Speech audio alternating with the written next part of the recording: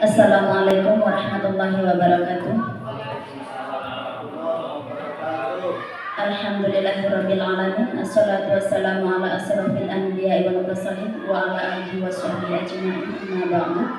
Puji syukur marilah kita panjatkan kehadirat Allah Subhanahu wa taala karena pada kesempatan siang ini kita diberi kesehatan sehingga kita bisa berkumpul di ruangan SDN Bandar Agung dalam keadaan sehat walafiat. Salawat beserta salam marilah kita limpah curahkan kepada Nabi Muhammad SAW. Mudah-mudahan kita semua mendapatkan syafaatnya di dunia wal akhirah. Yang terhormat Bapak Kepala Sekolah SDN Bandar Agung atau yang mewakili, yang saya hormati Bapak Ibu Dewan Guru SDN Bandar Agung.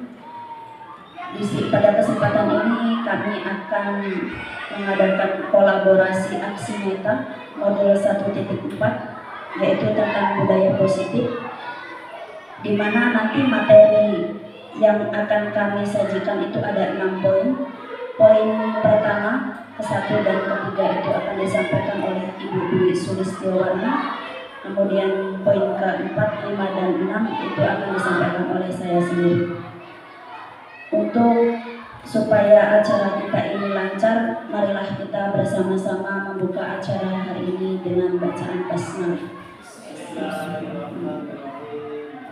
Acara yang selanjutnya yaitu sambutan dari Bapak Kepala Sekolah SDN Bandar Agung atau yang mewakili kepada Bapak Ismail Silakan.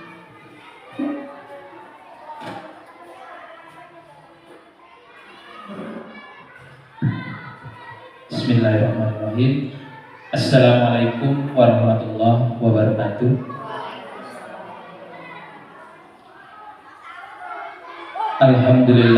Alhamdulillahirabbil alamin wa bihi nasta'in ala umuri dunya waddin. Wassalatu wassalamu ala asyrofil anbiya'i wal mursalin wa ala alihi washabihi ajma'in. Amma ba'du. Yang saya hormati Bapak Ibu Dewan Guru yang dalam hari ini berkenan untuk berpartisipasi kegiatan aksi nyata yang akan disampaikan oleh rekan kita Ibu Emi Rosnaida dan juga Ibu Dwi Sulistiowati. Dalam kesempatan ini Bapak Ibu, saya mewakili Kepala Sekolah dalam hal ini ingin menyampaikan beberapa hal.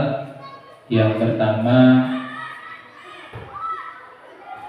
mari kita bersama-sama untuk bisa mengikuti diskusi ataupun pemaparan nanti yang akan disampaikan oleh kedua rekan kita. Namun sebelum itu, mari Bapak Ibu kita sama-sama memanjatkan rasa syukur kita kehadiran Allah Subhanahu wa taala, yang mana pada hari ini kita masih diberikan kesehatan sehingga kita bisa berkumpul dalam kegiatan atau majelis yang insya Allah diberkahi. Kemudian yang kedua, sholawat teriring salam senantiasa kita curahkan kehadirat junjungan kita Nabi besar Nabi Muhammad SAW. Semoga kelak kita mendapatkan syafaat atau pertolongannya. Amin. Selanjutnya Bapak Ibu, dalam kesempatan ini saya mengucapkan terima kasih kepada Bu Emi dan juga Bu Dwi yang telah berkenan untuk berbagi yang dalam hal ini ilmu yang saya sendiri telah merasakan, dan saya yakin ilmu ini sangat bermanfaat untuk kita semua, terutama jika nanti kita bisa terapkan bersama-sama di sekolah kita tercinta ini. Insya Allah anak didik kita, murid kita akan menjadi generasi yang luar biasa. Nah, dalam hal ini Bapak Ibu, materi atau pemahaman yang ingin disampaikan oleh Bu Emi dan juga Bu Dwi, yaitu tentang budaya positif. Nah, harapannya budaya positif ini nanti bisa kita sama-sama implementasikan di sekolah kita, dimulai dari diri kita, kemudian kita ajak nanti anak didik kita di kelas masing-masing yang kemudian akan bermuara kepada sekolah kita pada umumnya. Dan mudah-mudahan dengan kegiatan hari ini kita bisa mengambil hikmah atau pelajaran sehingga apa yang kita dapatkan akan mendapatkan berkah dari Allah Subhanahu wa taala. Selanjutnya Bapak Ibu, ini harapan yang selalu disampaikan juga oleh Bapak Kepala Sekolah, bahwasanya perubahan yang baik untuk sekolah kita tentu tidak bisa berjalan dengan baik apabila kita berjalan masing-masing. Tetapi perubahan itu akan sangat terasa dan akan sangat baik kita rasakan di sekolah kita apabila kita saling bekerja sama, berkolaborasi. Seperti halnya yang dilakukan oleh Bu Emi dan juga Bu Dwi di sini, beliau melakukan kolaborasi yang nanti mari kita sama-sama diskusikan apabila ada yang ingin didiskusikan, kemudian apabila ada yang mungkin pemahaman yang belum kita sama-sama pahami, mungkin bisa kita sharing bersama, kita tanyakan dengan beliau berdua yang sudah mendapatkan materi sebelumnya dari pengajar praktik, kemudian dari fasilitator dan juga instruktur pembelajaran. Mungkin itu saja Bapak Ibu sambutan yang bisa saya sampaikan. Sekali lagi mari kita bersama-sama ikuti kegiatan ini dengan baik dan mudah-mudahan kegiatan pada hari ini bisa berjalan dengan lancar. Saya akhiri, wabillahi taufiq wal hidayah. Wassalamualaikum warahmatullahi wabarakatuh.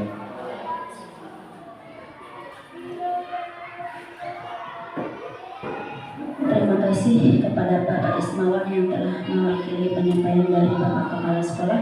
Untuk yang selanjutnya yaitu sesi materi yang akan disampaikan oleh Ibu Dwi Sulistiawati MPD. Kepada Ibu Dwi Sulistiawati disilakan. Cek. Baik, Bapak Ibu, izin sambil berdiri. Terima kasih tadi sambutan dari Bapak Kepala Sekolah. Bismillahirrahmanirrahim. Assalamualaikum warahmatullahi wabarakatuh. Selamat siang, salam sejahtera untuk kita semuanya. Tabiun. Terima kasih Bapak Ibu semuanya untuk hari ini. Alhamdulillahirabbil alamin. Wassalatu wassalamu ala asyrofil anbiya'i wal mursalin wa ala alihi washabihi ajma'in. Puji syukur marilah kita panjatkan kepada kita semua sehingga kita bisa berkenan untuk hadir mengikuti kegiatan aksi nyata Bapak Ibu yang memang ini adalah salah satu tugas akhir dari program guru penggerak khusus di modul 1.4. Kebetulan di SD kami, SDN Negeri Bandar Lampung, ada 2 calon guru penggerak, yaitu saya sendiri dan Bu Emi Rosnaida. Kami untuk aksi nyata ini alhamdulillah sudah mendapatkan izin dari fasilitator dan dari pengajar praktik bahwa kita bisa atau diperbolehkan untuk berkolaborasi. Baik Bapak Ibu, untuk sesi yang pertama saya pribadi tadi sudah disampaikan sedikit oleh Bu Emi bahwa saya akan menyampaikan beberapa materi terkait dengan budaya positif. Sebelum saya nanti berlanjut menjelaskan materi terkait dengan budaya positif, biar lebih semangat, biar lebih fokus ini Bapak Ibunya. Jadi di salah-salah itu kita ice breaking dulu nih. Kalau biasanya kalau kami itu di Lokakarya itu ada kegiatan ice breaking, bisa bentuknya nyanyian, bisa bentuknya gerakan atau tebak-tebakan. Tapi kalau hari ini di sesi ini saya pribadi, saya akan mengadakan ice breaking tapi tebak gambar Bapak Ibu. Tebak gambar yang nantinya Bapak Ibu akan menebak kira-kira apa yang gambar tadi sudah saya tampilkan di depan. Sebentar ya Bapak Ibu. Ada kurang lebih 5 gambar yang nantinya akan kita saksikan bersama-sama. Gambar apa dan seperti apa nanti akan kita jawab secara bersama-sama. Tadi mungkin Bapak Ibu sedikit sudah melihat gambar yang sudah ada di layar monitor. Di situ ada jam, ada kata BU dan ada batu. Jadi nanti kita akan tebak gambar kira-kira apa sih yang akan kita saksikan bersama-sama.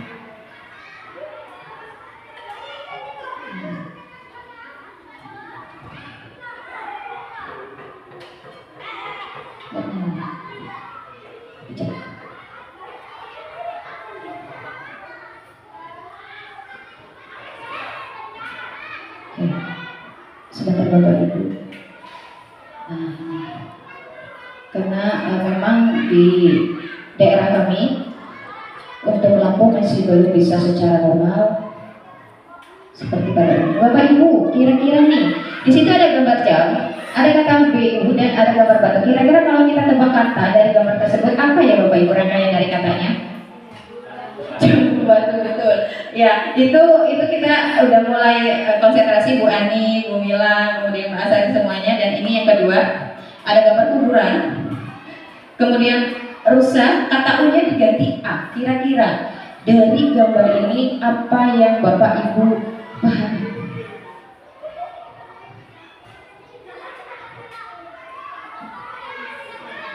Apa ya Bapak Ibu ya? Ini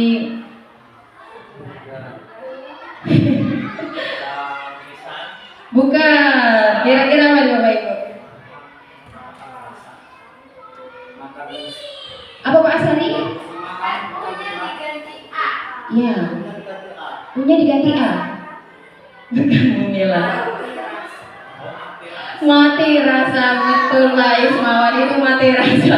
Jadi mati, punya diganti A, mati rasa. Terima kasih Pak Ismawan. Kemudian yang ketiga, kira-kira nih ada tangan, ada tanda seru.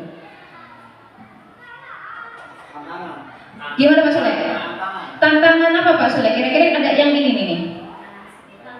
Tantangan seru, Bu Sunyi terima kasih sudah mewakili. Dan kemudian ada 2 gambar. Ini yang biasa ibu-ibu cari ini. Biasanya ibu-ibu suka dengan yang namanya shopping, berbelanja. Tapi ada hal yang disukai bapak atau ibu-ibu biasanya. Ada pot, ada foto harga. Baik, terima kasih Bapak Ibu sudah mulai terlihat konsentrasinya. Terakhir Bapak Ibu, terakhir kali kita lebih mengkonsentrasikan biar kita fokus. Kira-kira apa nih Pak? Minta uang, betul. Terima kasih untuk Bapak Ibu. Silakan tepuk tangan untuk diri kita sendiri. Semuanya hebat, semuanya keren. Terima kasih atas partisipasinya. Kita mulai untuk sesi hari ini, di mana saya akan memaparkan tadi yang sudah sempat disinggung oleh Bu Emi, bahwa pada dasarnya budaya positif itu memang sangat mempengaruhi karakter, kemudian sangat mempengaruhi gaya belajar kita, sangat mempengaruhi peserta didik kita dalam proses pembelajaran di sekolah dasar. Ini adalah beberapa poin yang akan saya sampaikan. Tadi sempat disinggung oleh Bu Emi, bahwasanya kita memang sedang melakukan kolaborasi untuk menyampaikan apa sih dari budaya positif. Mungkin di sini Bapak Ibu sudah pernah mendengar budaya positif. Nah, dari poin-poin ini kita akan bagi 2. Kemungkinan saya akan menjelaskan di bagian perubahan paradigma belajar, disiplin positif, nilai-nilai kebajikan, kemudian ada keyakinan kelas. Untuk bagian yang segitiga restitusi, posisi kontrol guru, kebutuhan dasar manusia itu nanti akan disampaikan oleh Ibu Emi Rusnaida. Bapak Ibu, bolehkah saya bertanya sedikit terkait dengan budaya positif. Kira-kira pandangan Bapak Ibu terkait dengan budaya positif itu seperti apa sih Bapak Ibu? Kita refleksikan dulu sejenak, budaya positif itu seperti apa pandangan Bapak Ibu? Mungkin dari Pak Ashari, budaya positif menurut versinya Pak Ashari itu seperti apa Pak? Kalau menurut saya budaya positif itu adalah, kalau menurut saya pribadi, budaya-budaya yang tidak boleh lepas dari, terutama kalau kita orang Islam, tidak boleh lepas dari nilai-nilai keagamaan. Kemudian ditambah dengan budaya kita sebagai orang Timur. Itu mungkin dari saya. Terima kasih Pak Ashari yang tadi beliau sudah menyampaikan terkait tidak lepas dari budaya Timur, dan tentunya juga bahwasanya budaya positif itu lebih menitik beratkan kepada keagamaannya Pak Ashari. Terima kasih untuk penjelasannya Pak Ashari dan Bapak Ibu.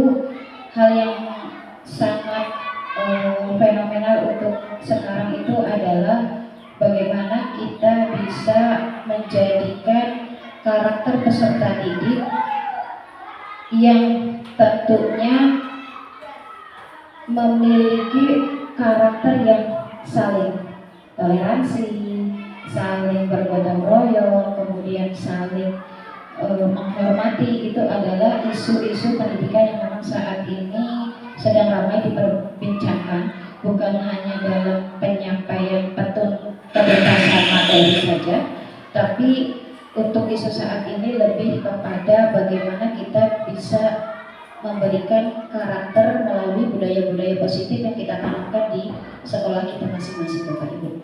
Baik Bapak Ibu, sebetulnya nanti kita akan ada slide kedua, yaitu tentang refleksi mandiri terkait dengan pandangan Bapak Ibu terhadap lingkungan sekolah. Nah ini Bapak Ibu, ada tiga poin, ada tiga pertanyaan Bapak Ibu, kita refleksikan sejenak. Sebagai seorang pendidik dan atau pimpinan sekolah, bagaimana Bapak Ibu dapat menciptakan suasana positif di lingkungan kita selama ini? Itu yang pertama. Jadi bagaimana sih cara kita menciptakan budaya positif di lingkungan kita, Bapak Ibu? Kemudian yang kedua, apakah ada hubungan antara menciptakan suasana yang positif dengan proses pembelajaran yang berpihak kepada murid? Kemudian yang ketiga, Bapak Ibu, sediakan waktu khusus, pejamkan mata, kemudian bayangkan sekolah impian Bapak Ibu itu seperti apa? Bagaimana suasana sekolahnya, sikap gurunya, kemudian bagaimana guru bersikap kepada murid-muridnya, dan bagaimana sikap murid-muridnya. Mungkin dari tiga refleksi ini Bapak Ibu ada yang berkenan untuk menanggapi poin mana saja yang sekiranya Bapak Ibu ingin menyampaikan dengan penuh rasa kalau saya boleh katakan dengan penuh rasa, saya memiliki keyakinan bahwa sekolah saya akan seperti ini. Dari Pak Ismawan atau Pak Asli mungkin bisa, Pak Sule. Iya.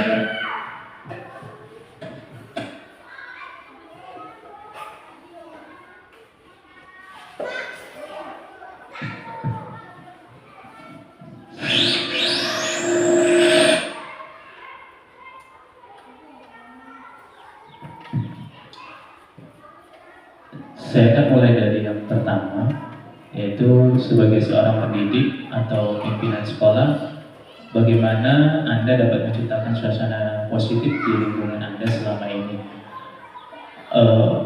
Berangkat dari budaya positif itu kan tadi adalah suatu nilai-nilai kebajikan yang kemudian menjadi keyakinan, gitu ya. Jadi kalau untuk menciptakan suasana positif ini, saya rasa kita mulai dari diri sendiri. Jadi kita berangkat tergerak dari dalam hati kita suatu nilai-nilai kebajikan yang kita rasa atau yang kita anggap itu adalah suatu kebaikan. Kemudian baru kita gerakkan orang lain, kita ajak orang lain. Contohnya kalau di sekolah ya, di kita ajak teman-teman guru atau rekan-rekan sejawat. Kemudian kita bisa juga gerakkan anak didik kita di kelas, gitu ya. Kita berikan contoh, karena memang seperti slogannya bahwa guru itu digugu dan ditiru. Jadi saya rasa untuk menciptakan suasana positif di lingkungan sekolah kita itu kita mulai dari diri kita, kemudian baru kita ajarkan ke anak didik kita, seperti itu. Kemudian apakah ada hubungan antara menciptakan suasana yang positif dengan proses pembelajaran yang berpihak pada murid? Tentu, karena dengan suasana yang positif ini berarti kita memberikan ruang untuk anak didik kita untuk agar mereka menyadari tentang nilai-nilai kebajikan yang harus menjadi keyakinan mereka. Nah, di sini peran kita sebagai guru atau sebagai pimpinan sekolah tentu dengan memberikan ruang atau suasana yang positif, maka kita telah memberikan tempat yang nyaman untuk anak didik kita belajar. Kemudian pejamkan mata, bayangkan pimpinannya bagaimana suasana. Ya, kalau kelas impian yang saya harapkan ini tentu sekolah yang nantinya bisa mewujudkan anak didik yang memiliki karakter itu tangguh, gitu. Saya rasa itu saja sih Bu, jawaban refleksi saya.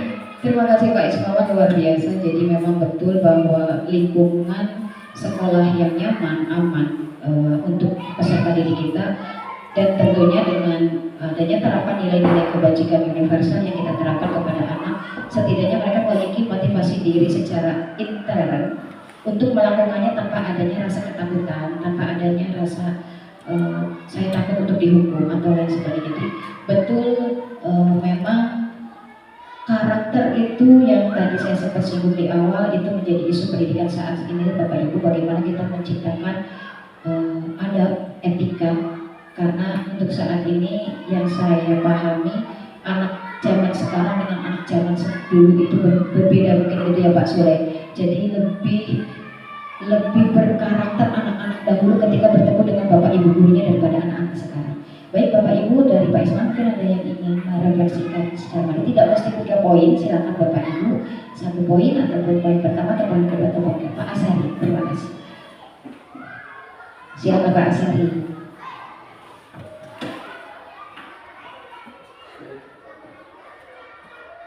Terima kasih atas waktu yang diberikan. Tentang poin yang pertama, sebagai seorang pendidik ataupun seorang pimpinan, bagaimana menciptakan suasana yang positif. Kita berangkat dari semua agama itu pasti mengajarkan kebaikan. Nah, khususnya agama kita itu ada 2 ibadah, yaitu hablum minallah dan hablum minanas. Setelah kita hablum minallah, baru kemudian kita hablum minanas. Nah, hablum minanas inilah yang saya akan masukkan di pada diri seorang pendidik, karena ibadah kita tidak akan sempurna kalau kita tidak menjaga hubungan baik sesama manusia atau sesama ciptaan Allah pada umumnya, termasuk di lingkungan sekolah, bahwa kita harus menciptakan suasana yang mengandung nilai-nilai keagamaan, terutama nilai-nilai yang positif, yang intinya adalah untuk memberikan pendidikan kepada anak. Itu yang pertama. Kemudian, apakah ada hubungannya antara suasana positif dengan proses pembelajaran? Tentu ada.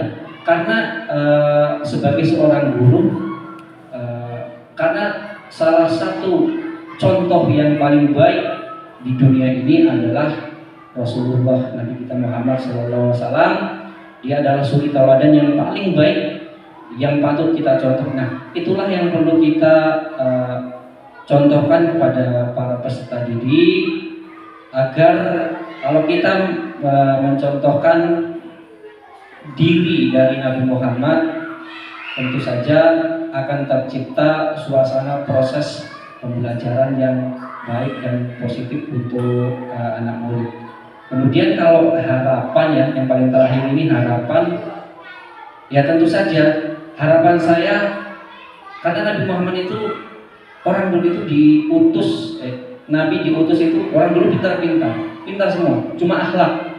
Nah, Nabi Muhammad itu diutus untuk menyempurnakan akhlak manusia. Jadi percuma saja seorang murid itu pintar kalau dia tidak punya etika tadi, akhlak yang baik. Jadi intinya harus seimbang antara kepandaian dan akhlak atau etika. Jadi input itulah yang harus seimbang. Harapan saya di sekolah SDN Bandar Agung selain intak dan apa satunya itu harus seimbang, Pak. Ya, imtek dan imtak itu harus seimbang. Itu mungkin masukan dari saya. Terima kasih. Terima kasih Pak Sari, Pak Ismawan, luar biasa refleksi kita terhadap tantangan dunia pendidikan saat ini. Betul kata Pak Sari, anak-anak tidak hanya cerdas, tapi kita memang membutuhkan akhlak yang baik. Ketika akhlak yang baik, semuanya akan tertata dengan baik, akan berpikir positif dengan baik, dan tentunya lingkungan sekolah yang mendukung. Baik Bapak Ibu, kita lanjut kepada slide yang berikutnya. Ini Bapak Ibu, tema pembahasan yang akan saya bahas ada 3 poin. Ada disiplin positif dan nilai-nilai kebajikan universal, tadi yang sudah sempat disinggung oleh Pak Ismawan, Pak Asandi. Kemudian ada teori motivasi, hukuman dan penghargaan restitusi. Kemudian ada keyakinan kelas. Dari 3 poin ini nanti akan kita bahas. Saya juga masih tahap belajar Bapak Ibu. Jadi jangan menganggap dan mohon maaf, bukan saya menggurui di sini, bukan. Kita sedang sama-sama belajar. Saya dengan Bu Emi sama-sama belajar. Kita bareng-bareng, kita mewujudkan pendidikan yang maksimal, kita mewujudkan pendidikan yang berpihak kepada murid.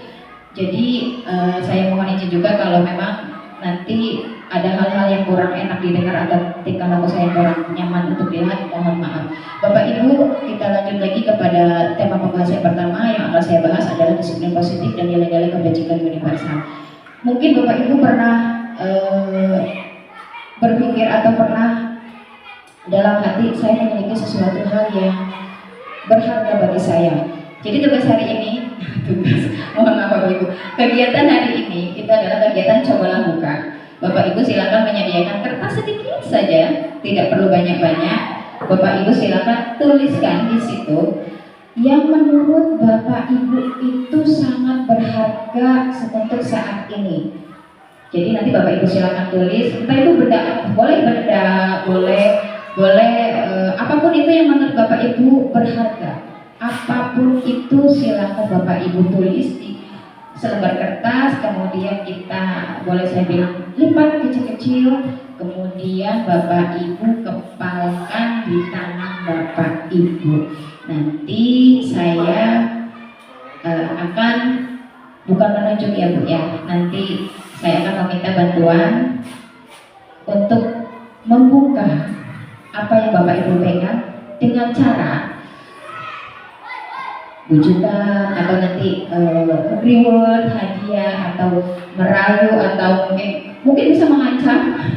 Jadi nanti saya akan memaksa Bapak Ibu untuk membuka kepalan kertas yang ada di tangan Bapak Ibu dan menyebutkan benda ataupun apapun itu yang menurut Bapak Ibu berharga dan jelaskan kenapa itu berharga menurut Bapak Ibu.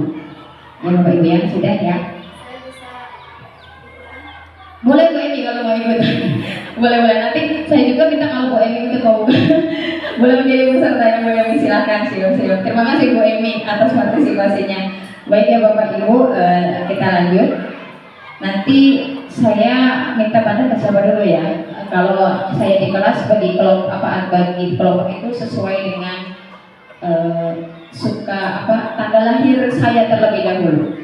Tanggal lahir saya itu 3 Januari. Saya hitung dari mulai dari mana ya? Urutan. Dari kanan ya Pak Sari, kita dari kanan. 1, 2, 3 berarti Bu Suci. Mohon izin ya Pak Sari, Bu Suci. Bu Suci sudah menuliskan benda berharga di tangan Bu Suci? Sudah. Kira-kira nih ya Bu Suci ya. Kalau saya nanti boleh nggak sih saya melihat benda berharga atau mendengar benda-benda tulisan Bu Suci yang sudah ditulis di kertas itu, boleh nggak sih dibuka? Tidak boleh. Kenapa Kenapa Bu tidak boleh Bu? Karena ini rahasia. Orang jadi kalau rahasia nggak boleh dilihat orang, nggak boleh didengar orang. Tapi nanti kalau Bu Suci bisa membuka itu rahasia Bu Suci nggak akan saya bongkar ke siapa-siapa deh, akan aman oleh saya, insya Allah aman saya. Orangnya amanah Bu. Kira-kira boleh nggak sih saya mendengar melihat? Tidak boleh. Oh, dia prinsip sekali Bu Emi. Iya tidak boleh. Oke, bagus juga Bu Emi prinsipnya. Harus bagaimana caranya? Kalau Bu Suci mau membuka nanti kata Pak Ismawan nanti dikasih snack dari Bu Suci, boleh nggak sih? Tidak boleh. Tidak boleh. Bu nanti kalau Ibu nggak buka di tengah jalan motor Ibu kempes loh. Oke Bu Suci, ternyata Bu Suci tidak mau membuka kertas yang sudah dituliskan benda berharga dari Bu Suci. Nggak apa-apa. Dari Bu Suci saya minta bantuannya untuk menyebutkan satu orang lagi yang berada di sekitar sini. Kira-kira siapa? Bu Emi. Bu Emi, boleh saya oper mic-nya Pak Ismawan, terima kasih. Wah ini agak sedikit beda nantinya. Bu Emi, oke. Bu Emi sudah menuliskan benda berharga yang ada di kertas. Sudah. Kira-kira Bu Emi menuliskan benda tersebut yang nantinya akan mempengaruhi Bu Emi kan tentunya Sangat. mempengaruhi. Karena ini sangat berharga bagi saya. Sangat berharga bagi Bu Emi. Kira-kira kalau sangat berharga bagi Bu Emi, kalau saya kan teman dekatnya Bu Emi nih, boleh nggak sih saya mendengar, melihat apa yang Bu Emi tuliskan di kertas yang tadi? Boleh. Boleh, alhamdulillah. Karena ini adalah hal yang sangat berharga bagi saya dan saya memiliki itu. Saya sangat bangga sehingga saya tidak malu-malu untuk mempublikasikannya kepada siapapun itu. Oke, terima kasih Bu Emi. Kalau boleh saya dengar kira-kira apa yang menurut Bu Emi ini berharga yang begitu membanggakan bagi Bu Emi, akhirnya Bu Emi itu berkenan untuk memberitahukan kepada teman-teman kita di sini. Yang saya tulis di kertas kecil ini Baik. itu adalah kedua anak saya. Kedua anak, kenapa Ibu? Kenapa Ibu itu memang sangat penting? Ya, karena kedua anak saya ini adalah penerus garis saya, sehingga saya dengan bangga mengenalkan dan mempublikasikan kepada orang sekitar saya bahwa ini adalah anak saya yang membuat saya bangga dan membuat saya semangat untuk berjuang apapun bentuknya, susah ataupun mudah, itu saya perjuangkan untuk demi anak-anak saya, demi untuk masa depan anak-anak saya. Makanya saya siap untuk mempublikasikan bahwa ini adalah anak-anak saya dan ini adalah hal yang paling berharga di diri saya dan ini adalah hal yang paling membanggakan untuk saya. Oke, terima kasih Bu Emi. Tepuk tangan buat Bu Emi dan Bu Suci yang tadi sudah sangat luar biasa.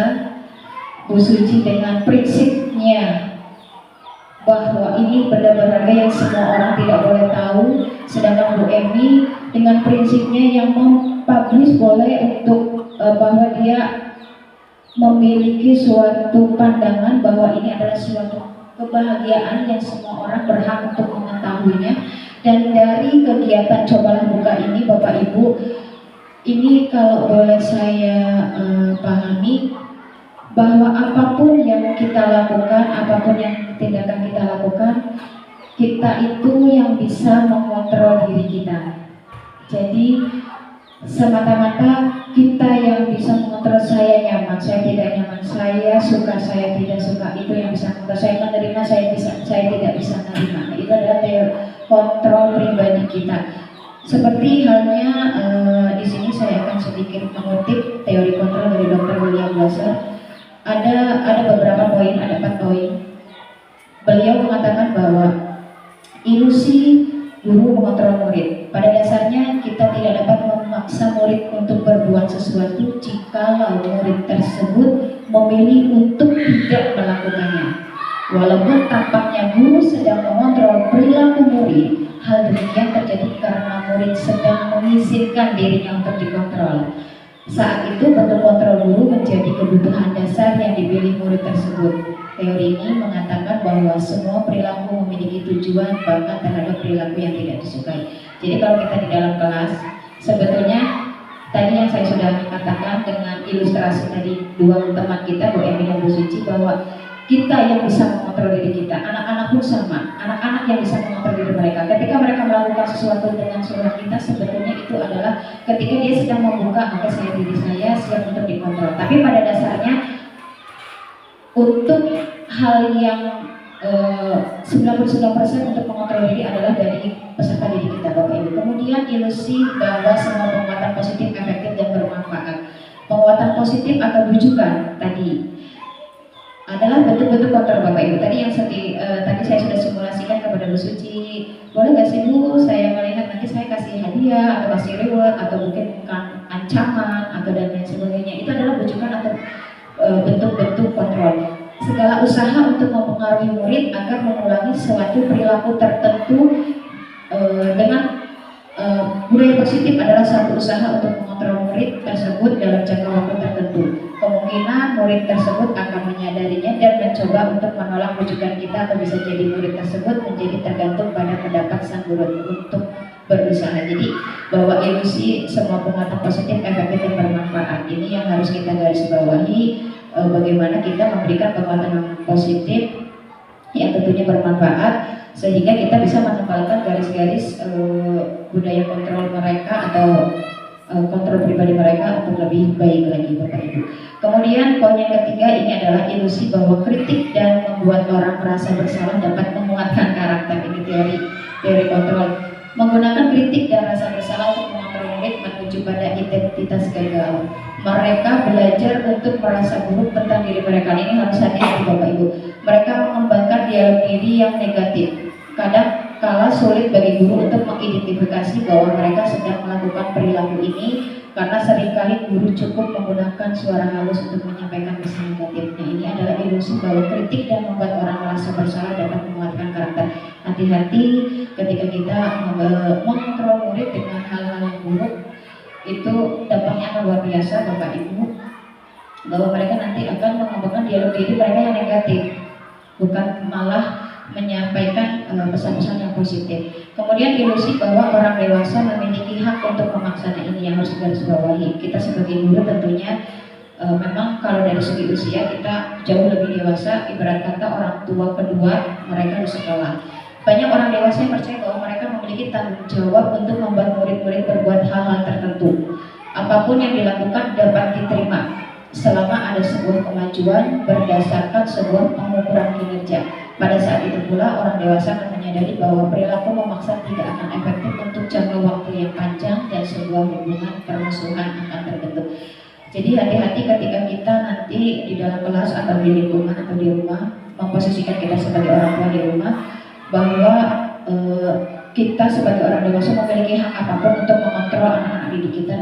Itu harus kita garis bawahi. Kalau mengontrol anak-anak didik kita atau anak-anak kita di rumah dengan hal-hal yang positif, mungkin silakan Bapak Ibu. Tapi yang tadi saya sudah katakan, pengontrolan diri itu ada pada diri kita. Walaupun anak seusia 5 tahun ataupun misalkan 2 tahun ataupun 10 tahun dan lain sebagainya, yang mampu mengontrol diri kita adalah diri kita sendiri, Bapak Ibu. Kita lanjut lagi. Nah ini Bapak Ibu, ada pertanyaan. Bagaimana sih seseorang bisa berubah dari paradigma stimulus respon kepada pendekatan teori kontrol? Jadi tadi yang sudah saya katakan, ketika kita menyuruh anak-anak di kelas, sebetulnya mereka sedang membuka stimulus respon mereka. Nah, apa kita ada paradigma stimulus respon kepada pendekatan teori kontrol? Kita lihat di sini Bapak Ibu bedanya. Ada stimulus respon dan teori kontrol. Kalau kita berbicara stimulus respon, ini adalah kebutuhan kita semua. Kemudian teori kontrol itu kebutuhan kita berbeda. Jadi semua peserta didik memiliki kebutuhan hak yang berbeda-beda. Ada kalau stimulus respon itu semua orang melihat hal yang sama. Kalau dalam teori kontrol setiap orang memiliki gambaran yang berbeda.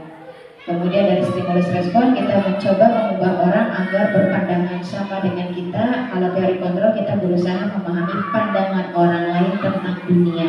Jadi beda versi, Bapak Ibu sudah jelas di sini. Kalau stimulus respon perilaku buruk dilihat sebagai suatu kesalahan, banyak kita menemui di kelas-kelas kita Bapak Ibu. Kalau dalam teori kontrol, semua perilaku memiliki tujuan. Kadang ada anak yang nakal mungkin di rumahnya kurang perhatian. Kadang ada anak yang murung di kelas, mungkin dia juga ada permasalahan di rumah. Jadi kita tidak bisa memvonis bahwa anak nakal itu nakal. Mungkin di balik kenakalan mereka itu mereka butuh pengakuan diri di lingkungan sekolah, pengakuan diri dari Bapak Ibu, pengakuan diri dari teman-teman mereka bahwa dia itu ada. Mungkin dengan melakukan cara yang berbeda. Kemudian Bapak Ibu dalam stimulus respon orang lain bisa mengontrol saya. Kalau dalam teori kontrol hanya kita yang bisa mengontrol diri kita. Kita sendiri, kita ingin membuat apa, ya kita yang mampu, kita yang bisa merasakan, kita yang bisa untuk mengontrol diri kita sendiri. Kemudian dalam stimulus respon saya bisa mengontrol orang lain. Anda tidak bisa mengontrol orang lain. Ini kita yang memposisikan sebagai guru, saya bisa lah Bu memberikan mengontrol anak-anak saya. Gak boleh ribut ya, gak boleh jajan sembarangan, gak boleh buang sampah pada kolom meja dan lain sebagainya. Nah itu ketika stimulus respon itu saya bisa mengontrol orang lain. Realitanya kalau dia berbicara dengan teori kontrol itu adalah tidak bisa mengontrol orang lain. Kemudian pemaksaan ada pada saat bujukan gagal. Ketika dibujuk dengan hal yang baik, suara halus gagal, ada di situ tekanan pemaksaan terhadap anak agar dia mau melakukan apa yang saya katakan. Kalau dalam teori kontrol, kolaborasi dan konsensus menciptakan pilihan-pilihan baru. Ada bentuk kolaborasi, ada bentuk musyawarah, ada bentuk diskusi. Kenapa sih kamu seperti itu? Kalau kamu seperti itu nanti akan seperti apa akibatnya? Dan itu adalah ada kolaborasi dan menciptakan pilihan-pilihan baru yang nantinya mereka secara pribadi motivasi intrinsik itu bisa, oh iya Bu, saya melakukan ini nggak boleh ya, karena dampaknya nanti teman saya seperti itu. Itu yang saya maksud pada teori kontrol. Kemudian dalam poin yang terakhir, model berpikir menang atau kalah. Kemudian dalam teori kontrol, model berpikir menang. Nah ini yang harus kita pahami bahwa perbedaan antara stimulus respon dengan teori kontrol, bahwa kalau kita melihat dari deretan ini ternyata luar biasa tugas kita Bapak Ibu sebagai seorang pendidik. Hati-hati ketika kita memiliki suatu peserta didik atau anak-anak yang berbeda karakternya, kemudian berbeda gaya belajarnya, kita harus bisa memfasilitasi itu semua. Kita lanjut Bapak Ibu di poin selanjutnya. Di sini ada pertanyaan pemantik tadi sedikit yang sudah saya bahas. Di sini ada 6 poin. Bagaimana sih perilaku kita?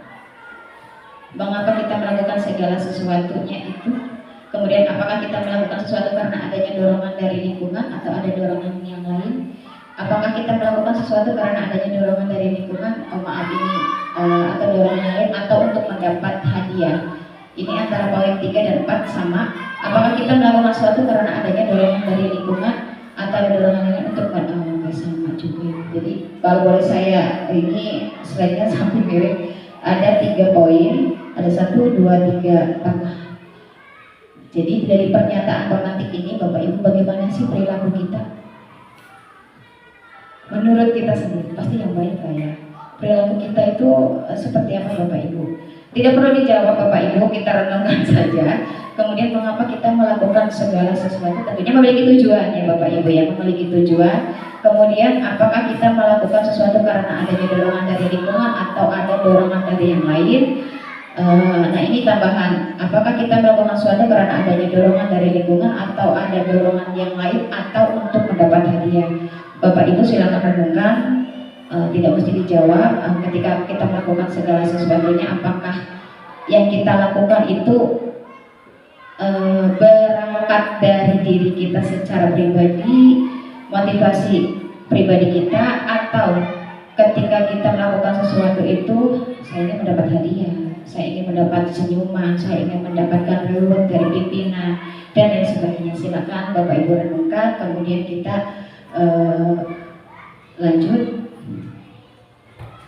Maaf di sini terlebih dahulu tadi yang sudah saya bahas terkait dengan pertanyaan pemantik ini yang akan nanti kita bisa berkolaborasi dengan motivasi intrinsik. Nah Bapak Ibu, sebelum ini saya bertanya dulu. Ada pertanyaan yang pernah saya tanyakan menanyakan sama atau ada fasilitator yang nanya, ketika Bapak Ibu menjadi seorang guru di sekolah Bapak Ibu itu tidak ada peraturan bahwa yang berangkat pagi akan mendapatkan hadiah dan yang telat akan mendapat hukuman. Jika Bapak Ibu di posisi menjadi guru, Bapak Ibu akan melakukan hal yang mana? Apakah berangkat pagi tetap walaupun tidak ada reward, hadiah, atau akan berangkat siang karena ya itu tadi tidak ada reward, tidak ada hadiah, ya udah saya bebas aja mau berangkat jam berapa. Kira-kira Bapak Ibu mau berada di posisi yang mana nih? Berangkat pagi, kenapa Pak Soleh? Ya, terima kasih kepada Bu Nuri. Mengapa saya memilih untuk berangkat pagi? Karena begini, kalau kita berangkat pagi ini ada waktu satu istirahat. Yang kedua, mungkin ada sedikit di dalam benak itu ada kedisiplinan daripada berangkat siang. Yang ketiga, bagaimana kita akan bisa aktif atau bisa disiplin kalau kita memilihnya berangkat siang. Begitu saja dari kami.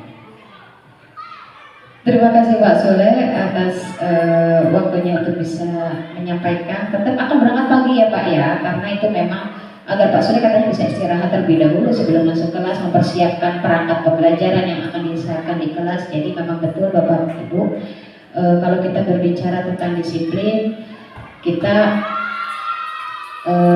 agak sedikit menurut pribadi saya itu mampu atau tidak saya untuk bisa disiplin, bisa atau tidak ketika saya nantinya akan disiplin. Nah Bapak Ibu, di sini pada slide yang selanjutnya makna kata disiplin. Dalam budaya kita makna kata disiplin dimaknai menjadi sesuatu yang dilakukan seseorang pada orang lain untuk mendapat kepatuhan. Kita cenderung menghubungkan kata disiplin dengan ketidaknyamanan. Nah, itu yang tadi seperti disampaikan sama Pak Soleh, bahwa memang walaupun nanti di sekolah saya tidak ada reward, tidak ada hadiah, tidak ada apresiasi dari kepala sekolah, tetap disiplin menjadi prioritas utama. Karena di satu sisi kita memang ditugaskan menjadi seorang pendidik yang harus mencontohkan, tadi sempat Pak Ismawan bilang guru itu digugu dan ditiru. Jadi kita bagaimana mencontohkan hal yang baik, bagaimana kita menjadi guru yang bisa menjadi teladan baik bagi peserta didik kita. Dan kalau kita berbicara tentang disiplin, memang ini adalah salah satu bentuk budaya positif yang harus kita tanamkan untuk para peserta didik. Kalau kita nanti poin yang kedua itu, kita mengenal sosok pendidikan kita. Ki Hajar Dewantara menyatakan bahwa untuk mencapai kemerdekaan atau dalam konteks pendidikan kita saat ini, untuk menciptakan murid yang merdeka, syarat utamanya adalah harus ada disiplin yang kuat. Disiplin yang dimaksud adalah disiplin diri yang memiliki motivasi internal. Jadi motivasi yang berasal dari dalam diri kita, Bu, tanpa ada unsur paksaan. Saya melakukannya itu karena saya sadar, gitu. Jadi saya tidak melakukannya karena nanti saya dapat hadiah, nanti saya dapat penghargaan, nanti saya dapat reward dari pimpinan, nanti saya dapat ucapan atau apresiasi menjadi guru teladan karena saya selalu disiplin. Bukan itu, tapi motivasi internal itu karena bahwa dasarnya ya memang ini adalah menjadi tanggung jawab saya menjadi seorang pendidik yang baik dan menjadi seorang pendidik yang memberikan contoh teladan untuk para peserta didiknya. Kemudian jika kita tidak memiliki motivasi internal, maka kita memerlukan pihak lain untuk mendisiplinkan kita atau motivasi eksternal. Motivasi eksternal tadi, pemberian hadiah, reward, ataupun hukuman malah, itu bisa dikatakan sebagai motivasi eksternal karena berasal dari luar, bukan dari dalam diri kita sendiri. Nah Bapak Ibu, dalam modul 1.4 ini sedikit saya mengutip dari Diana Gosset dalam bukunya Restructuring School Discipline tahun 2001 menyatakan bahwa disiplin diri dapat membuat seseorang menggali potensinya menuju kepada sebuah tujuan, sesuatu yang dihargai dan bermakna.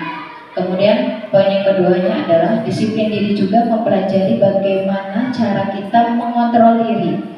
dan bagaimana menguasai diri untuk memilih tindakan yang mengacu pada nilai-nilai yang kita hargai. Jadi memang betul bahwa disiplin, saya sering mengatakan kepada peserta didik saya, disiplin, kunci orang yang sukses adalah disiplin. Disiplin apapun, disiplin waktu, disiplin belajar, disiplin mengaji, disiplin makan, istirahat pun semuanya harus disiplin. Karena memang ketika kita sudah menerapkan disiplin pada anak-anak dari mulai sekarang, kita bisa menggali potensinya menuju ke tujuan yang lebih baik. Dan kalau kita berbicara sebagai seorang pendidik, tentunya kita memiliki tujuan, Bapak Ibu ya. Kita membayangkan anak kita, tentunya kita juga pengen anak-anak kita ke depan menjadi anak-anak yang sukses. Kita pun harus berpikir sama ketika menghadapi 28 siswa, 17 siswa, 5 siswa, atau bahkan 12 siswa. Kita melihatnya bukan semata-mata itu adalah murid kita, tapi kita memiliki target terhadap peserta didik kita. Kamu anak-anak saya, kamu adalah bagian dari hidup saya, dan kamu harus bisa memiliki suatu tujuan yang baik, lebih baik daripada gurunya. Itu adalah tujuan yang mulia untuk kita seorang pendidik. Nah Bapak Ibu, tentunya kita ketika berbicara soal pendidik, tujuannya adalah menciptakan anak-anak yang memiliki disiplin diri sehingga mereka bisa berperilaku dengan mengacu pada nilai-nilai kebajikan universal dan memiliki motivasi intrinsik bukan ekstrinsik. Jadi kita harus garis bawah itu, jangan sampai mereka mengerjakan segala sesuatu di sekolah itu takut dengan gurunya, takut nanti kalau saya tidak melakukan sesuatu pasti saya dihukum. Ketika mereka melakukan sesuatu pun, nanti biar saya dapat nilai bagus dari bapak ibunya. Jadi itu hal-hal yang harus kita pahami, bagaimana menciptakan motivasi intrinsik yang memang mungkin agak sulit ya Bapak Ibu ya. Prosesnya memakan waktu yang lama. Ketika kita mengajarkan hari ini, hasilnya kita tidak bisa melihat hari ini juga. Mungkin akan ada beberapa tahun untuk melihat hasil yang sudah kita tanam pada peserta didik kita. Itu Bapak Ibu. Dan yang tadi sudah saya sempat singgung terkait dengan nilai kebajikan. Dalam modul 1.4 ini ada 6 organisasi atau institusi yang memiliki nilai-nilai kebajikan. Berbeda-beda Bapak Ibu. Ada yang dari kita lihat di sini adalah budaya profil belajar Pancasila. Nilai-nilai kebajikan dari budaya profil Pancasila, mungkin sekolah kita tentunya sudah menerapkan kurikulum merdeka. Ada 6 profil belajar Pancasila: beriman, bertakwa kepada Tuhan Yang Maha Esa dan berakhlak mulia, kemudian mandiri, bernalar kritis, berkebinekaan global, bergotong royong kreatif. Ini adalah nilai-nilai kebajikan yang berasal dari budaya profil belajar Pancasila. Next, kemudian ada dari organisasi IBO, Primary Years Program atau PYP. Nah ini yang nilai-nilai kebajikan menurut IBO ini adalah sikap murid yang seperti apa sih Bapak Ibu? Ternyata yang toleransi, rasa hormat, integritas, mandiri, menghargai, antusias, komitmen, empati, keingintahuan, kreativitas, kerjasama diri, percaya diri. Ini adalah nilai-nilai kebajikan dari Primary Years Program. Kalau kita hitung ada sekitar 1, 2, 3, 4, 5, 9, 12 poin dari nilai-nilai kebajikan. Kalau dari profil Pancasila tadi ada 6. Kemudian ini ada dari 9 pilar karakter. Nah ini ada cinta Tuhan dan segenap cintanya, kemandirian dan tanggung jawab, kejujuran, amanah diplomatis, hormat dan santun, dermawan, suka menolong dan gotong royong, percaya diri, kreatif dan bekerja keras, kepemimpinan dan keadilan, baik dan rendah hati, toleransi, kedamaian dan kesatuan. Ini dari 9 pilar karakter. Nah ini ada dari petunjuk seumur hidup dan keterampilan hidup. Dari keterampilan hidup ini dapat dipercaya, lurus hati, pendengar yang aktif, tidak merendahkan orang lain, memberikan yang terbaik dari diri sendiri. Kemudian dari petunjuk hidupnya, bagaimana kita menciptakan peduli, penalaran, bekerja sama, keberanian untuk hal-hal yang positifnya Bapak Ibu ya, keingintahuan, usaha, keluasan, berorganisasi, kesabaran, keteguhan hati, kehormatan, memiliki rasa humor, ternyata itu masuk kepada nilai-nilai kebajikan, berinisiatif, integritas, pemecah masalah. Kalau dalam profil pelajar Pancasila ini masuk kepada bernalar kritis, sumber pengetahuan, tanggung jawab, dan persahabatan. Ini adalah nilai-nilai kebajikan dari petunjuk seumur hidup dan keterampilan hidup. Kemudian kita lari, nah ini 7 kebajikan, 7 essential virtues. Di sini ada 7 empati. Nilai kebajikan yang pertama empati, suara hati, kontrol diri, rasa hormat, kebaikan, toleransi, keadilan. Kemudian ini Bapak Ibu, yang terakhir ini adalah dari Virtus Project, proyek nilai-nilai kebajikan. Ternyata banyak sekali kalau kita bisa lihat untuk menerapkan nilai-nilai kebajikan kepada peserta didik yang luar biasa banyaknya. Tadi yang sempat saya katakan mungkin ya Pak Sule, peserta didik yang sekarang dengan peserta didik yang dulu itu berbeda. Kalau dulu itu kita lebih menekankan kepada bagaimana sih nak kamu bisa bertoleransi, empati, bergotong royong, saling menghormati, menghargai, itu adalah nilai kebajikan. Dan menurut saya untuk saat ini ada tantangan bagi kita Bapak Ibu, bagi kita sebagai seorang pendidik, bahwa dengan cara seperti apa kita harus bisa menanamkan nilai-nilai kebajikan kepada peserta didik yang akhirnya menjadi motivasi internal atau motivasi secara pribadi, bukan motivasi secara eksternal. Nah Bapak Ibu, dari tadi paparan nilai kebajikan dari 6 organisasi, kira-kira nih nilai-nilai kebajikan apa yang Bapak Ibu rasakan penting saat ini untuk ditanamkan pada murid-murid di kelas Bapak Ibu, dan mengapa? Kira-kira nilai-nilai kebajikan apa sih Bapak Ibu? Apakah kayaknya rasa menghormatinya yang kurang? Kira-kira menurut Bapak Ibu, saya minta 1 orang saja. Kira-kira dalam kelas Bapak Ibu suka menemukan permasalahan sih tentunya. Kira-kira dari nilai-nilai kebajikan yang tadi sudah saya jelaskan, yang paling penting untuk ditanamkan pada peserta didik saat ini di kelas Bapak Ibu itu apa? Pak Sule.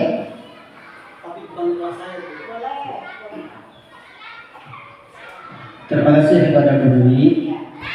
Maaf Bu Ani ya, pada waktu Bu Ani tidak masuk, saya akan masuk itu. Kalau nggak salah Bu Ani ini keliruan. Jadi saya begini, masuk di kelas itu kok nyaman betul rasanya. Karena apa? Anaknya juga dia mau perhatikan, nggak punya mungkin dia membutuhkan. Satu contoh begini, saya sedikit menanamkan akhlakul karimah atau akhlak yang mulia. Contoh sedikit saja yang saya tanamkan. Contoh ya nak, anak-anak ini kan sebentar lagi gadis gitu. Saya terus terang begitu. Nah siapa tahu nanti di rumah yang tanya sama sampai nenek-nenek itu puja-puja.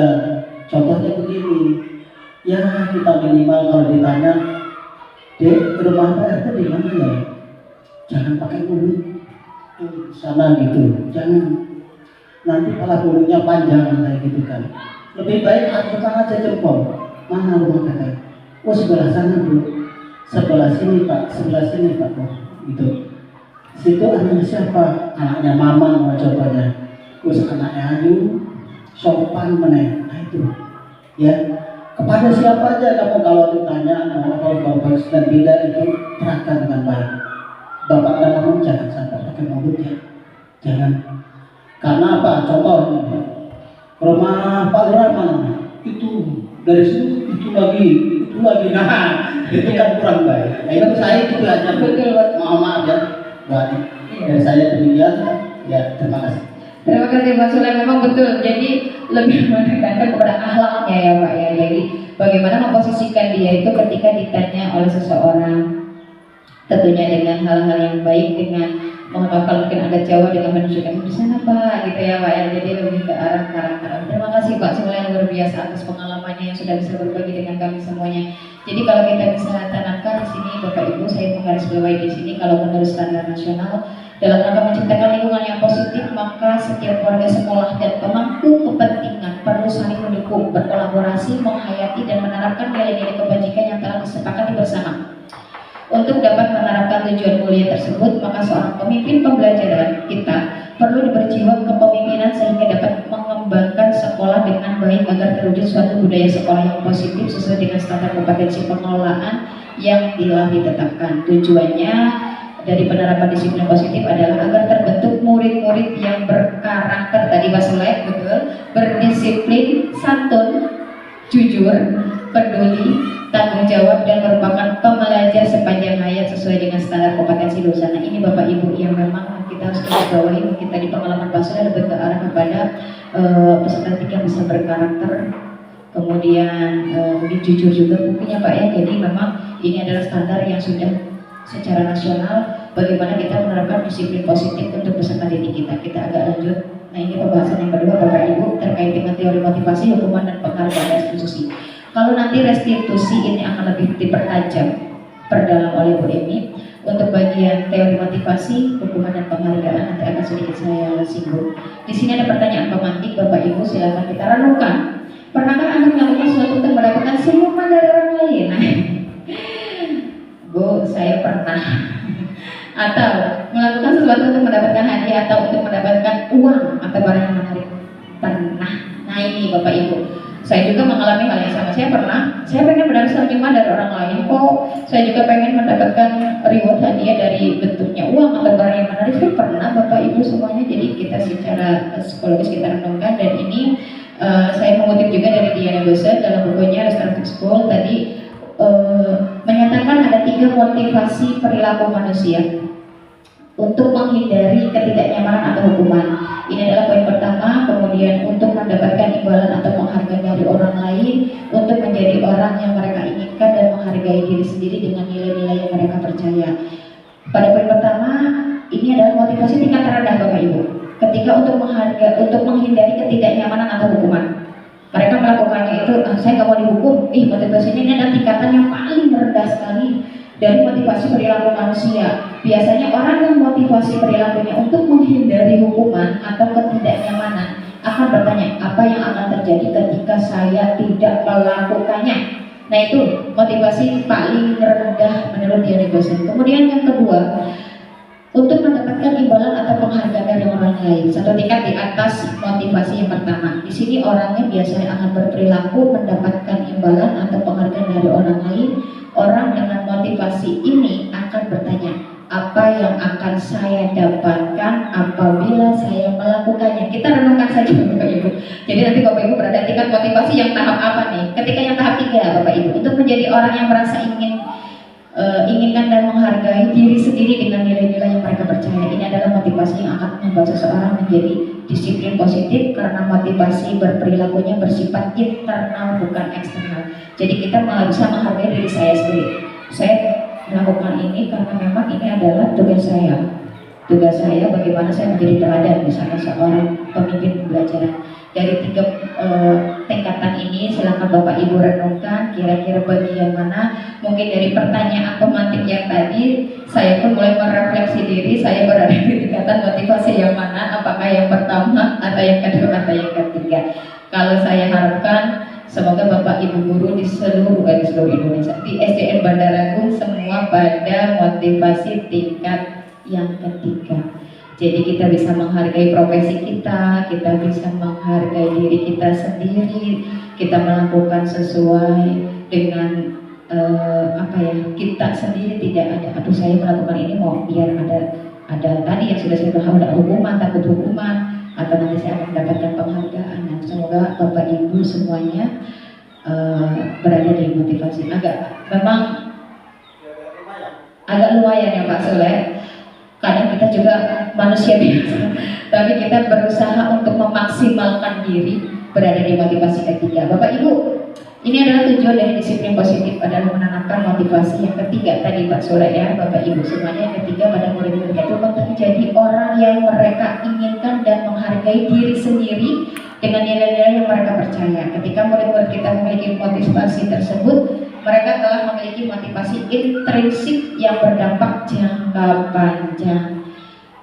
Jadi kalau mereka melakukan segala sesuatunya dengan berdasarkan motivasi intrinsik itu panjang hasilnya Bapak Ibu. Kalau motivasinya eksternal karena menghindari hukuman, takut dihukum atau ingin mendapat penghargaan, itu biasanya akan pendek. Ketika melakukan saya nggak mau dapat hukuman, aman. Besok-besok mungkin akan lupa atau akan melakukan sesuatu hal yang negatif. Nah itu Bapak Ibu. Berbeda dengan motivasi intrinsik itu jangkanya akan panjang dan mungkin sampai dewasa tadi. Saya ambil contoh seperti kedisiplinan tadi ya Bapak Ibu. Kemudian motivasi yang tidak akan terpengaruh pada adanya hukuman atau hadiah. Mereka akan tetap berperilaku baik dan berlandaskan nilai-nilai kebajikan karena mereka ingin menjadi orang yang menjunjung tinggi nilai-nilai yang mereka hargai. Jadi mereka bisa menghargai diri sendiri dengan cara motivasi intrinsik itu tadi, menanamkan budaya positif. Bapak Ibu, di sini sebetulnya ada forum diskusi, tapi saya sedikit bacakan saja sebagai seorang guru saat Anda hadir tadi sempat saya singgung mengajar di kelas tepat waktu motivasi apakah yang mendasari tindakan Anda? Apakah Anda datang tepat waktu karena tidak ingin ditegur oleh atasan Anda dan kemudian mendapat surat peringatan? Atau Anda ingin mendapatkan pujian dari atasan Anda dan mendapat penghargaan sebagai guru berprestasi? Atau Anda ingin menjadi orang yang menghargai waktu, menghargai diri Anda sendiri sebagai teladan bagi murid-murid Anda karena Anda percaya tindakan Anda sebagai guru akan dicontoh oleh murid-murid Anda, menghargai nilai-nilai sendiri. Kira-kira kalau dari pernyataan ini, manakah motivasi yang paling kuat mendasari tindakan Anda? Kayaknya mungkin lah ya Pak ya, jelas ini saya ingin menjadi guru yang bisa menghargai diri saya sendiri, menghargai waktu, menjadi teladan bagi murid-muridnya, karena saya percaya tindakan kita itu akan dicontoh oleh murid kita sendiri. Kita berusaha untuk memaksimalkan, merubah dari hal-hal yang kecil aja Bapak Ibu, tidak mesti kita merubah dari hal yang besar, kita beranjak merangkap dari hal-hal yang kecil dulu. Kemudian, nah ini Bapak Ibu, sebelum kita menerapkan restitusi nanti akan lebih diperdalam sama Bu Ani, jadi tidak perlu saya terlalu bahas secara mendalam, kita lewat. Nah ini bagian dari restitusi sebetulnya Bapak Ibu terkait dengan identitas gagal. Nah, kesimpulan untuk pembahasan yang kedua yaitu hukuman bersifat tidak terencana atau tiba-tiba, anak atau berbeda atau apa yang akan terjadi dan tidak dilibatkan. Hukuman bersifat satu arah dan pihak pada guru. Oh ya, tadi hukuman. Sekarang konsekuensi. Tadi yang sudah saya bahas, maaf. Nah ini ketika kita nanti menghindari hukuman ataupun konsekuensi, tadi ada hal yang saya lupa untuk menyampaikan ini. Sebelum kita membahas lebih mendalam tentang penerapan restitusi, kita perlu bertanya dahulu apakah perbedaan antara hukuman dan konsekuensi ini dia mau dimaksud. Bila sama, di mana persamaannya, bila berbeda, bagaimana perbedaannya. Yang di slide berikutnya kita akan diberikan satu gambaran. Ini Bapak Ibu, perbedaan hukuman, konsekuensi, dan restitusi. Kalau hukuman itu biasanya sesuatu, maaf ini, yang menyakitkan dan harus terjadi. Kalau konsekuensi sesuatu harus terjadi. Kalau restitusi itu merupakan pilihan. Kalau hukuman itu tidak nyaman untuk murid atau anak untuk jangka waktu yang panjang. Kalau konsekuensi tidak nyaman untuk murid, anak untuk jangka waktu pendek. Kalau restitusi menguatkan untuk murid atau anak dalam jangka waktu yang panjang. Nah, sedikit saya membahas kalau dalam hukuman korban mendapatkan keadilan, kalau konsekuensi korban bisa diabaikan, kalau restitusi korban mendapatkan ganti. Jadi memang banyak sekali hukuman, konsekuensi, restitusi. Nah Bapak Ibu, saya tidak akan terlalu panjang lebar untuk poin yang ini.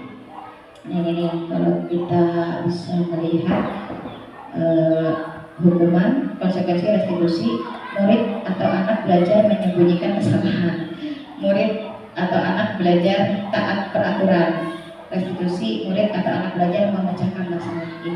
Ini banyak banget yang harus kita bahas, nanti akan disampaikan oleh Bu Eni yang kesimpulannya. Kalau hukuman itu Bapak Ibu bersifat tidak terencana atau tiba-tiba, anak atau murid tidak tahu apa yang akan terjadi dan tidak dilibatkan. Kalau hukuman, jadi serta-merta dihukum.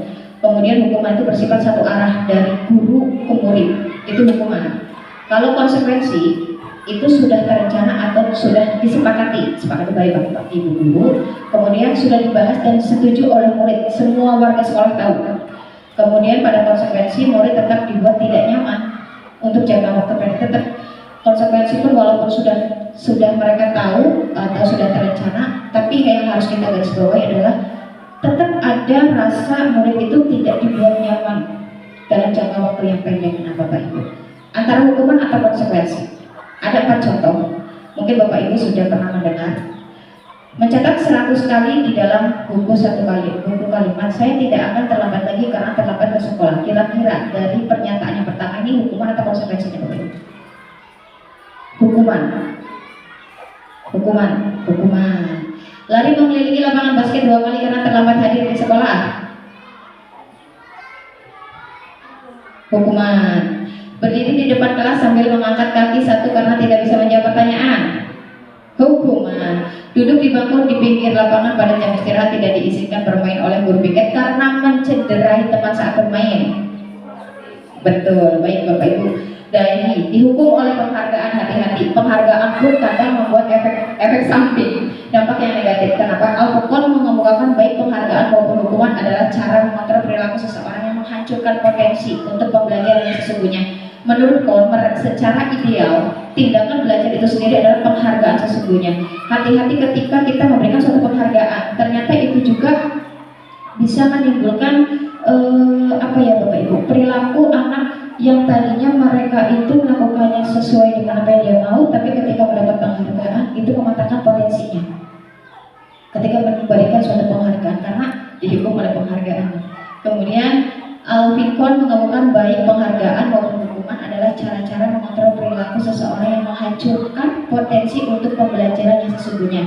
Menurut Kon, secara ideal, tindakan belajar itu sendiri adalah penghargaan sesungguhnya. Jadi, kalau kita garis bawahi, ketika memberikan penghargaan, agar lebih berhati-hati, bentuk apapun itu penghargaan, karena pada dasarnya anak ketika sudah mau belajar pun itu adalah suatu